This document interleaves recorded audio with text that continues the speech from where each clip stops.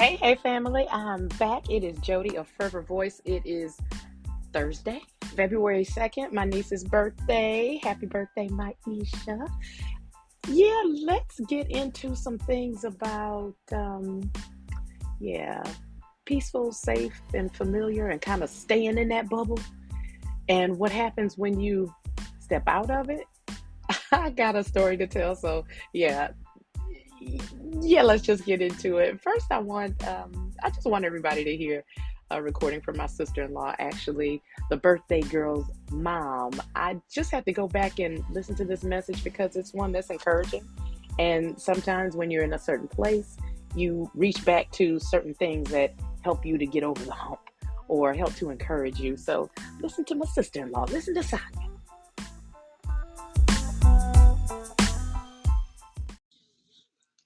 Listen, I just listened to that podcast with you two reflecting on the pod from one through I can't remember whatever the number is. I love it. I love y'all. I love the clarity. I love the um, peace that you have. I love the relationship that you have. So keep doing the work, and I'm gonna keep being here supporting you through it all. Love you, little sis.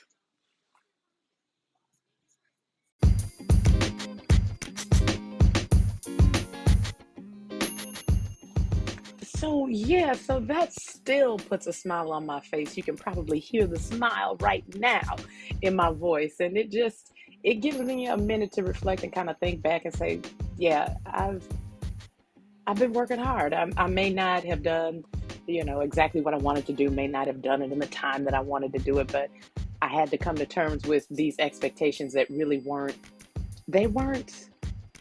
realistic, because there's no real time frame on how long it should take to do this or do that, when you're going through a process, grieving process. And I think that we're all going through some level of grieving process. But if you have someone that's willing to give you that encouragement, and if you don't, you can give yourself the encouragement. You can let yourself know, I'm proud of that. I'm proud of that work that I did. I find myself having to do that as well, because I have to keep going some way, somehow. So that recording was just something that I wanted to share, and also something that I wanted to add along to this particular episode. So this episode about balance. Balance is everything. And everything that you do, there has to be kind of a pro and a con, or just some level of the opposite. So if you work really hard, you probably play really hard. If you play really hard and there's no balance to the other side or the opposite, the things just go awry. They just do. That's just life. That's just how things go. And in reflecting how some things went for me last week, I mean, just very recently, and just reflecting on how those things went, I just felt like I needed to talk about it because it was so important in so many different ways. So being in sync, that balance and all of that. Brian and I, we're empty nesters. So, we're pretty much in sync with each other. We've been together for a while, raised two kids. And now we're looking back on some things that we did, and for the future, some things that we plan to do. And in that sync that we've been in, like what Sonia talked about when she mentioned, you know, how you two, I don't know, I don't even remember the exact word that she used, but basically the way we are comfortable with each other and the way we kind of balance each other out. I'm paraphrasing, but that's basically what she was saying. It's just the comfort, the understanding, and the care that we have for one another. I'm just going to call that, in a word, just being in sync. How we happen to be in sync, but it took a lot of work, and it still requires work. It's, sometimes his needs do not match mine and vice versa. So it still takes a lot of work. But in this sync that we're in, there are pros and cons of being in sync. Brian and I are very much opposite. Very much opposite. But Brian wants everyone to, it doesn't matter, just to be happy. He just wants everybody to be happy. Me, on the other hand, I think you kind of have to work at that and you have to earn that. Happiness is just not given to you, just not put in your lap. Whether you're an adult, whether you're a teen, whatever, you literally have to work at it. It's never given to you. It's work. Even being happy is work. Yes, it is. And the pros of kind of getting back to that sync thing, being in sync, what keeps us happy. The pros of that would be it just keeps you in a place of being peaceful and being safe and being familiar. That peaceful, safe, and familiar place sometimes won't allow you to see things that are going on. And that's the pro of it. You know, there are pros and cons to this thing, right? So, what would the con be of it? Or what would some of the cons be to being in sync to a point where, you know, you kind of finish each other's sentences. You kind of come in and out at the time where, you know, okay, this would be, you know, let me go ahead and handle this and do this. And by the time I get finished, then I know he will be doing this or that. And we make sure that we're respectful of each other. So the pros and cons of being so in sync: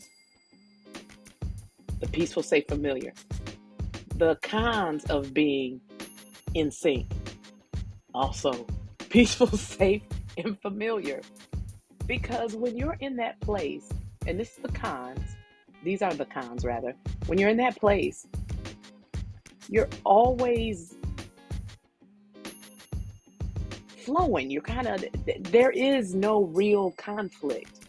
Not really. I mean, there's some disagreement, but there's no real conflict.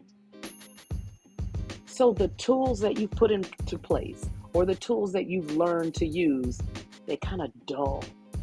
They kind of go to the back of your mind. You just don't experience those things.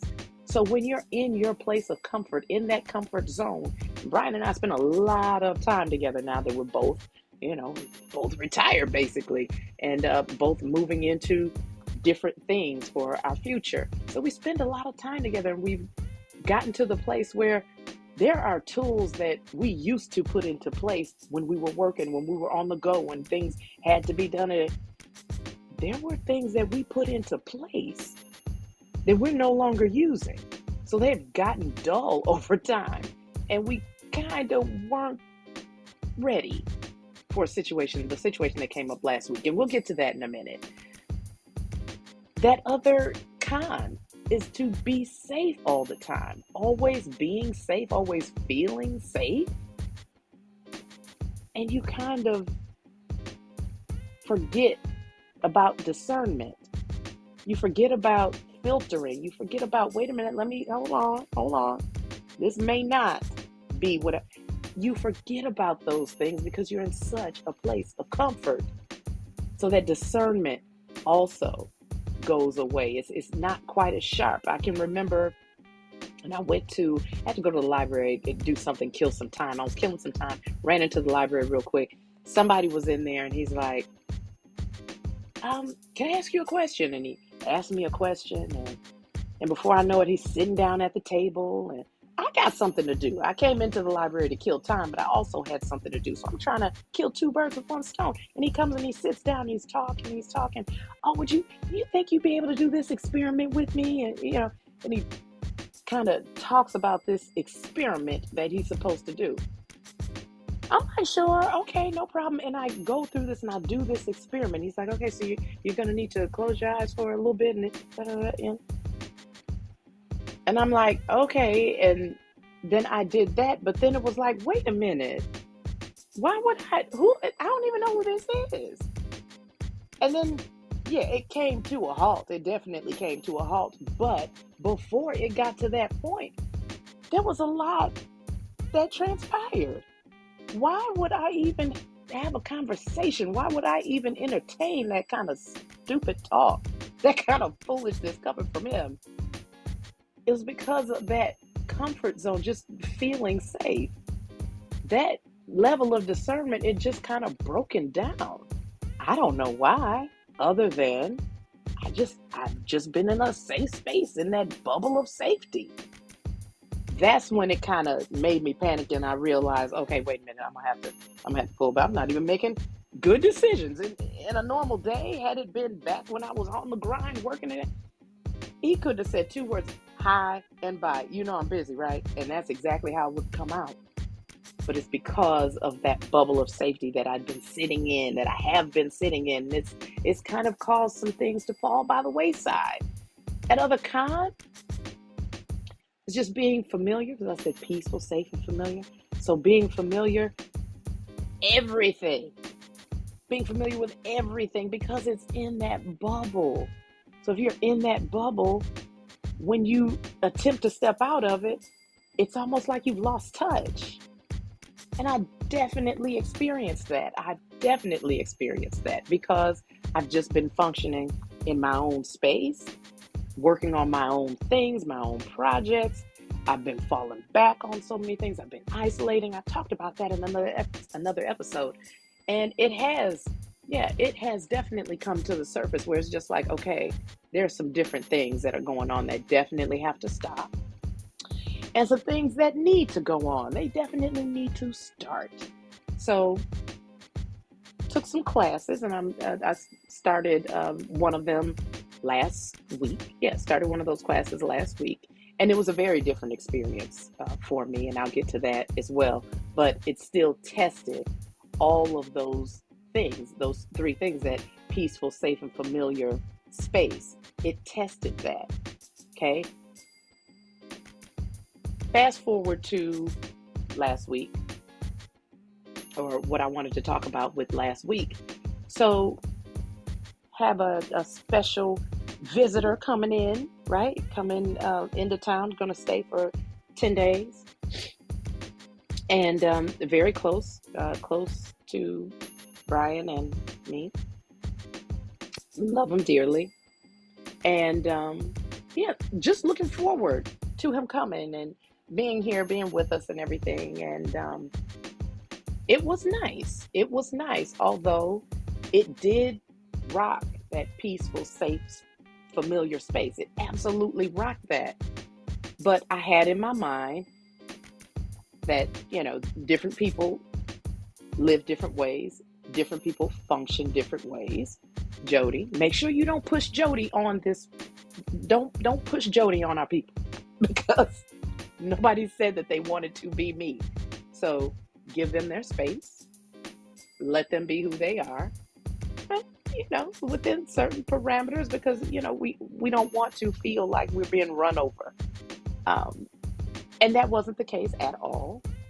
But there was that certain issue with the peaceful, safe, and familiar just being out of whack. Just being out of whack. And by the fifth day, it was really like, this is a challenge. And I journal, I write. But this writing, this journaling, like this went on for pages. I'm journaling and I'm writing for a long time. And that tells me that there's some big things going on. There's some big things going on with me that I didn't really anticipate. And once it got to the point where I didn't feel comfortable anymore, then it became stressful. This peaceful, safe, and familiar space that I've been in for a while, that I've grown to love and just want to be all the time. I can go somewhere, and if I'm gone for a couple hours, I'm ready to get back to peaceful, safe, and familiar, because that's just what I've been doing. And again, after about halfway through, I really started to anticipate being back in my peaceful, safe, and familiar space. That's all I wanted. At a point, it was just like, okay, I'm just gonna stop talking as much. I'm gonna stop being around as much. I'm just gonna go in my space. Just gonna go in my office. I'm just gonna go in my den. Just gonna be to myself. That's all I'm gonna do. Watch what I want to watch, read what I want to read, do what I want to do, and we'll close the door.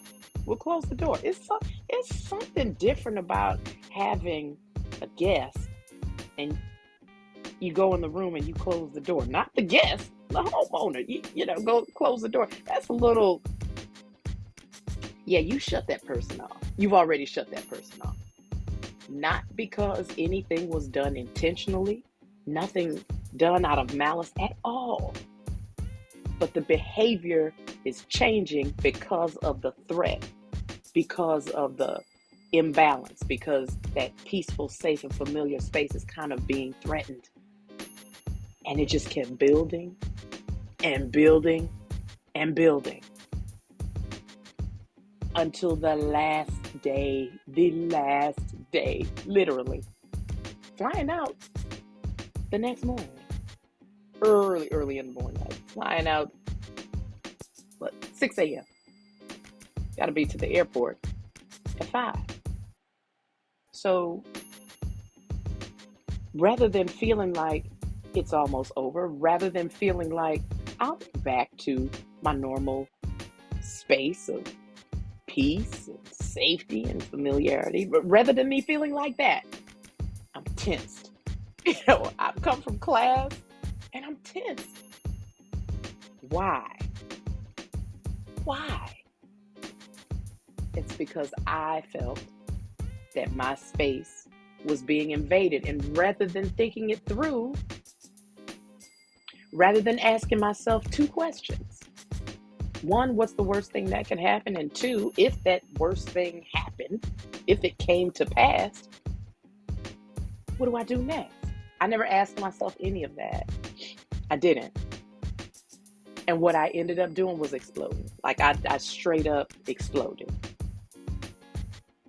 And it didn't have to go that way, but it did. Were there some things that, that didn't involve me that happened that definitely played a role in my exploding? Yes. But that doesn't even matter. Because if I'm here and I'm on a podcast and I have a podcast that talks about healing, that talks about working on yourself, that talks about your ego, that talks about shadow work that you need to do, that talks about reflection, that talks about calling yourself out, I can't do what I did and walk away like nothing happened. Just walk away like, oh, well, sometimes, sometimes when you no, that's just not enough. That's not the expectation for myself at all. So for this particular situation, I have to say that, and I'm not going to explain the whole situation, what happened and, all of that, but at the end of the day, I exploded. Nobody else exploded. It was me. And I literally exploded because I refused to ask myself a couple of questions. I refused to stop and breathe and ask myself a couple of questions. Had I done that, at least I would have felt less stressed out. At least I wouldn't have had the house upside down. That would not have happened. I think that the most important thing to consider or to think about is when you deal with situations that you don't want to deal with, or situations that put you in a space that you're uncomfortable because you've been sitting in a place of comfort, some way, shape, or form. It's important to look at what's the worst thing that could happen. And the worst thing that could have happened, the worst, and it's not even a big deal. The worst thing that could have happened was a flight being missed. And what happens when the flight is missed? You get on the next one. Is it that big a deal? Was it that much of a threat? Not really. Not really. And it comes down to not balancing what's already going on. Because that was a buildup that was never really kind of balanced out and never really looked at for what it really was. Because I'm the one that said, hey, from this date to this date. I asked him to be here from that time. That's what I asked. We did an amazing project together. Incredible. Way beyond what I had imagined. Amazing. And at the end of the day, hey, was done. It was complete. It was beautiful, and I still lost my cool. Still lost my cool. At the end of the day, balance is what's important always. Reflection is always important, but asking yourself some questions. Just two. What's the worst thing that can happen? And if that worst thing happens, what do you do next? That's it. And usually, almost all of the time, there's a sensible answer. There's a calm way to come out of the situation. And everyone is treated with common decency and respect. And I didn't do that. And I had to apologize in the end. I didn't have to, but I felt like I needed to. And I felt like it was necessary. It was. It absolutely was. And the strangest thing happened. Once I apologized, then I found myself back in a peaceful, safe, and familiar place, both physically and mentally. So my home all of a sudden felt like it was supposed to. I slept peacefully and comfortably, but that thing had to happen where I had to release it, where I had to acknowledge it. And I had to say to that person that I love dearly, that was my fault. That part was my fault. I was the only one that lost their cool. The only one. But the comfort came because I realized that there was another way it could have been handled. And then I know that's what I'm going to work towards doing the next time. I'm human. I'm in a human body. The spirit exists in a human body. And sometimes it's not thinking on all cylinders. Sometimes it's just not firing on all cylinders. It's just not. But when it's not, it's important to try to at least recognize that, hey, something is off. Something is off. And what do I need to do to make sure that I don't just have a meltdown or explosion? That was an explosion, what I had. That wasn't a meltdown. That was an explosion that I had. And I thought I was past that. Like I thought I was overreacting like that. That was very much the norm for me years ago. And I thought that I was over behaving like that. When the truth is, no, I'm probably never far from it. But if I can be closer to a mind of reason, then I can be okay. I can be okay and I can sort that thing out. I can go somewhere else and I can take a breath. But when I take the short way out and just go ahead and fire off, ooh, it's not going to end well. It's not going to end well. And I absolutely had to go back to that message that my sister-in-law sent me. And she sent that months ago. That was an episode that Brian and I had done months ago. And I listened to it. And when I listened to it, I said, you got to come back to a better place. You have got to. All is well that ends well. I need to dedicate this episode to my sister-in-law, Sonia, because you kept me sane. Or should I say brought me back to sanity? Let me say brought me back to sanity.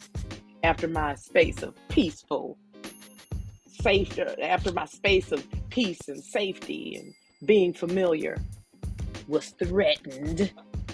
And it wasn't even really threatened. I was the one that felt like it was. It wasn't. Nobody was threatening anybody here. Nobody was. I had my own spaces to go to retreat to, but it just wasn't enough for whatever reason. So yeah, sis, thank you.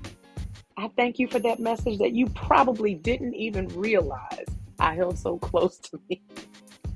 Believe me, on more occasions than one, two, three, four, or five, I have had to go to that recording and listen to it. And not only listen to it, but listen to your tones, listen to your voice inflection, because that always carries something even deeper, and reflect on what we had been through over 26 years, what we've been through, our ups and downs in our past 26 years, and what our relationship looks like and what it means now. And you know what I'm talking about. We have been through the fire, girl. I just want to say thank you. I just want to say thank you, Sonia. I love you and I appreciate you. You will never, ever know just how much. Never, ever. And happy birthday again to my Isha, to your baby, to my niece. That's all I have for you. This is Jody signing off. Fervor Voice. See you back soon. Love y'all. Peace.